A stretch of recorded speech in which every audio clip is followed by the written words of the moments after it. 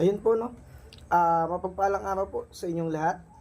Bunso Divine Healer po ng Team Ako Isang Divine Healer. Di bali ito po, no. Gumawa ako ng video para kahit paano naman po konting history, kwentuhan, insight sa mga bagay-bagay. Nga ba yung history ko kung bakit ako naging isang manggagamot at kasapi ng Team Ako. Ayun, no. Una po, ako po si Bunso Divine Healer po ng Team Ako Isang Divine Healer. Hindi po ako full-time na manggagamot. Sapagkat ako po ay nag-aaral pa din. At the same time, assistant outfit advisor po ako ng isang outfit dito sa scouting sa Rizal. Then, co-founder po ako ng isang community scouting dito din sa Rizal. Ayan. Bakit nga ba ako naging isang manggagamot? Yan. Naging biktima din po ako ng black magic na yan.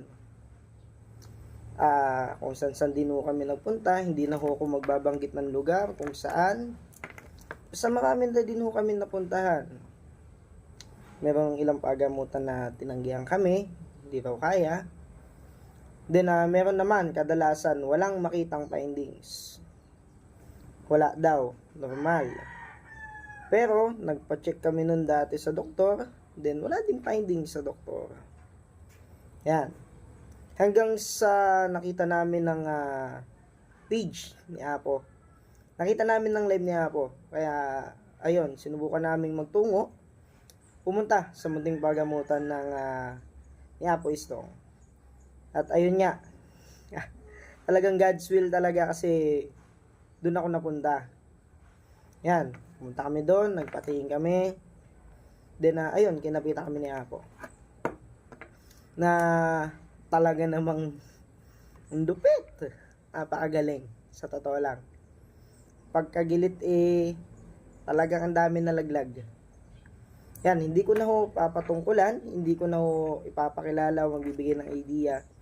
Kung sino man po yung gumawa sa akin ng black magic na yan. Pero ayun, salamat din sa kanya kasi kung di dahil sa kanya, wala rin ako. Walang Bunso Divine Healer. Hindi ko mamimit si Apo kung hindi niya ginawa yun.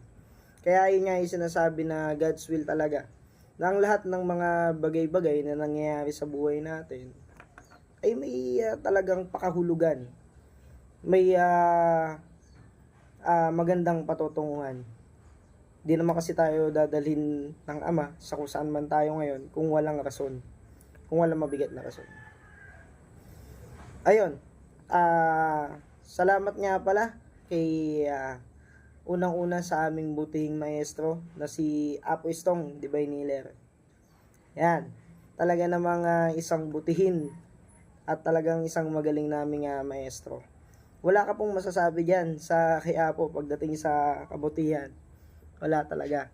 Wala kang masasabi din dyan na masama. Wala. Kasi talagang pagdating sa mga issue sa paligid, hindi yan nagsasalita. Bihira lang po magsalita si Apo at saka napakabising tao niyan. Wala kang masasabi sa pagitan niyan, talaga. Wala kang maipipintas, wala kang masasabi. Talaga, ako wala akong masabi. Kasi kapag magkasama ho kami niyan, laging kumain ka na ba? Ipanggas ka ba? Lagi nga tatanungin yan, okay ka lang ba? Yan, ganyan ho si Apo. Sumunod naman ho ang aming maestra na si Mami D. Yan, isa sa aming magaling na maestra yan. Na talaga ng mga walang sawa na gumagabay sa aming mga miyembro niya. Na kapag konting may pagkakamali kami, yan, talagang kakausapin kami yan. Ayan ang talaga namang gumabay sa akin nung una pa lang. Kasi sila yung nagturo sa akin una pa lang. Yan. Kasi ayun nga, ang sabi nga sa amin ni Mami, kapag hindi ka namin pinagsabihan, wala kaming pakialam sa'yo. Ibig sabihin, hindi ka namin mahal. Kaya kapag si Mami, lagi ka nang pagsasabihan yan, ganun ka kamahal yan. Ayan si Mami. Talaga namang itatama ang lahat ng pagkakamali. Igagabay ka talaga sa tamang proseso ng panggagamot at pagiging isang mabuting tao. Si Apo talagang huwaran talaga sa akin yan. Kasi napakagaling ng personality ni Apo. Iba talaga. Mabait talaga si Apo. Mysterious and at the same time, bait eh. Wala kang masabi. Napakagaling niya na leader. Tahimik lang siya pero napapasunod niya lahat. Ganun kagaling si Apo. Yan. Pugay din po sa lahat ng kasamahan namin na Haring Bakal, Inri Soldier of God, Luzon, Visayas at Mindanao. Pugay po sa inyo. Yan. Tapos, ayan, gusto ko lang din ho na magpasalamat sa mga kautol, sa mga kamiyembro na talaga namang gumagabay sa akin kapag busy si Apo at si Mami. Yan. Tol, Arjuna. Yan, si Tol Arjuna Divine Healer. Papa. Eh, ano talaga naman na walang sawa na kumapit at gumamot sa amin nun. Ayan. Ayan ang nagturo sa akin. Yan ang isa talaga sa gumabay sa akin. Tol, ganito gawin mo. Ganyan ang gawin mo. Tol, mali yan. Tol, hindi ganyan. Yan. Sasabihan ka yan. Isa pa, si Tol Shete Arcangeles. Yan, isa din yan. Si Tol. Mabait na tao din yan. Yan ang isa din sa gumagabay sa akin. Tsaka si Tol Mengay Agos Garcia. Yan, yung isang kautol ko na yan. Nako, napaka-jolly niya, napaka-masaya yung tao niyan. Kapag bad mood ka, o kaya hindi medyo maganda mood mo, pag nakita mo yan, ayan ang isa sa naglalagay din ng saya sa aming team. Yan. Tapos, ayun, gusto ko lang din kunin itong opportunity na to na magpasalamat sa pagtanggap sa akin sa grupo ng Team Apo Strong Divine Healer. Kasi kung wala po si Apo, wala po ako sa kung sino at ano po ako ngayon. Ayan. Kasi doon ko lang din napagtanto na sa gamutan na ang laban ng spiritual pala ay antas-antas. Na kahit nasabi mo manggagamot ka na, kapag mas mataas sa'yo ang kalaban, lalabas dyan, wala kang makita, walang findings, sabihin mo normal. Ayan. Kaya yung sa ilan namin na napuntahan is wala silang nakita sa amin. Then pagpunta namin kay Apo, pagkaupo, titik lang, sapi na eh. Pagkagilit, ang dami na laglag eh. Yan, talaga si Apo, talaga, ang galing talaga yan, sa totoo lang. Wala akong masabi dyan. Saka pagdating sa pagiging mabuting tao, ang galing. Talagang isa yan sa uwaran ko. Na isa sa tinitingala ko at nire-respeto kong mga manggagamot. Yan, si Apo, si Mami D. Yan.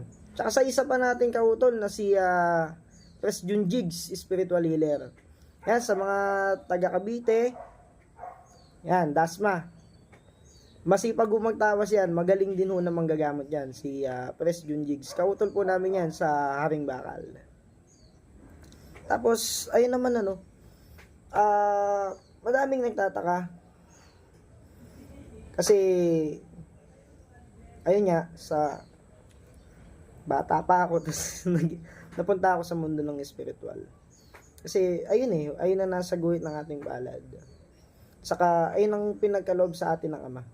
At napaka-bless ko naman sa kung ano ang meron at kung ano ako ngayon. Hindi man tayo ganung sa buhay, hindi man tayo mayaman. Ang mahalaga, nakakain tayo ng 3 beses sa isang araw. At the same time, yung blessings na binibigay sa atin ng Ama, yung simpleng malusog na pangangatawan lang, ayan, napakalaking biyaya na po niyan. Napakasarap po sa feeling ng makatulong ko sa tao. Sa totoo lang. Ayan yung talaga namang walang halaga Walang katumbas na halaga na may bibigay ng mundong ibabaw. May bibigay ng sanlibutan.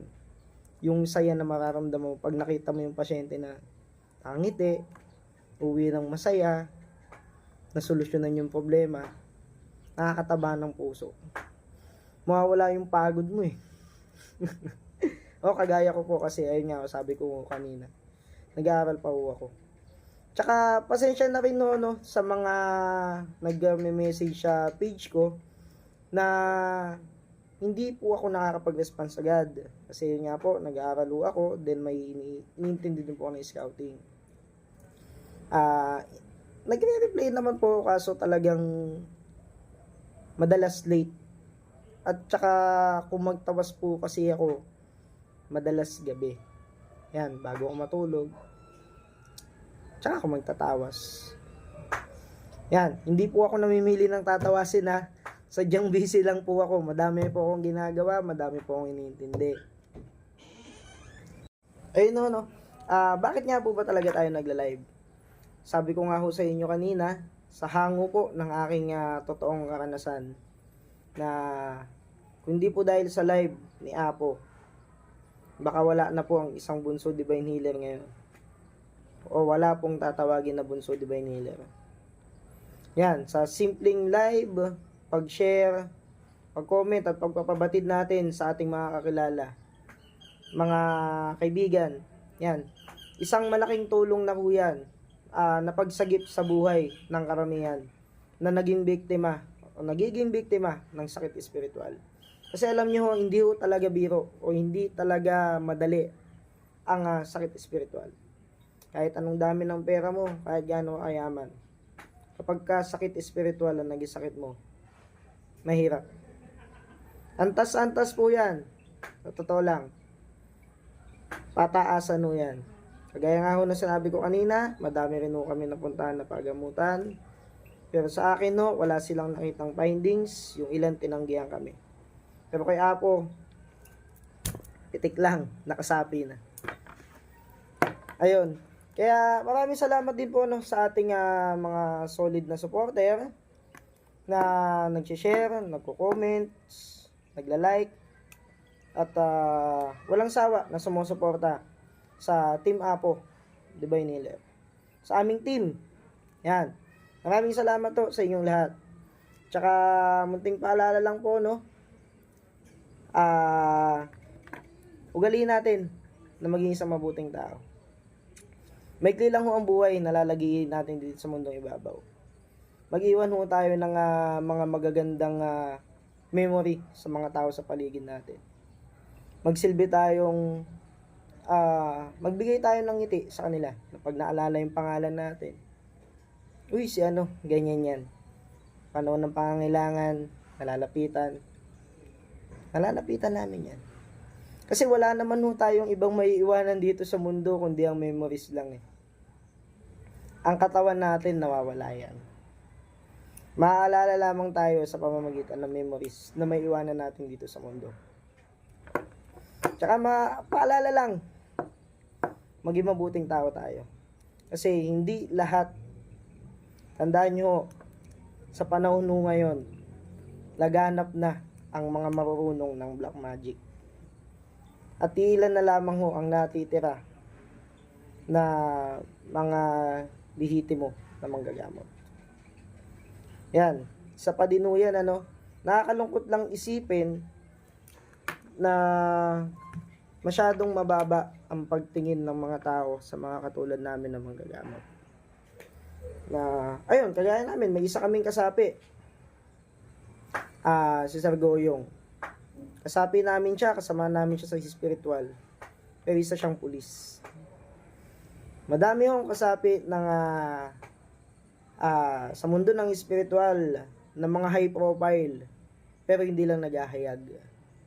Kaya sana naman wag ho nating maliitin o babaan ng tingin sa mga tulad namin na manggagamot o na sa mundo ng spiritual.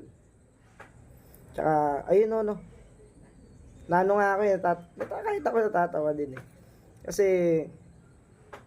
ang dami nagdududa Ang dami nagdududa sa akin kasi makikita nila nagulat sila. Kasi ngayon lang din ako naglantad, ngayon lang ako nagayag na eto nga, na ganito ako. Madaming nakataas ang kilay. Kasi nga, titignan nila ako, tingin nila sa akin, mayabang, ganun, ganyan. Keso ganito, keso ganyan. Ako po kasi prangka lang ho ako. Sa totoo lang ho ako. Masarap pong mabuhay sa mundong ibabaw nang wala ka nilolokong tao. Masarap po mabuhay sa mundo na totoo ka sa sarili mo. Napakasarap. Masarap mabuhay sa mundo na kumikilos ka ng malaya. Wala kang tinatago na nakalantad ka. Ay lang ho, no? Muli po ang inyo pong lingkod, Bunso Divine Healer po, ng Team Ako Istong Divine Healer. Maraming salamat po. Pugay po sa inyong lahat.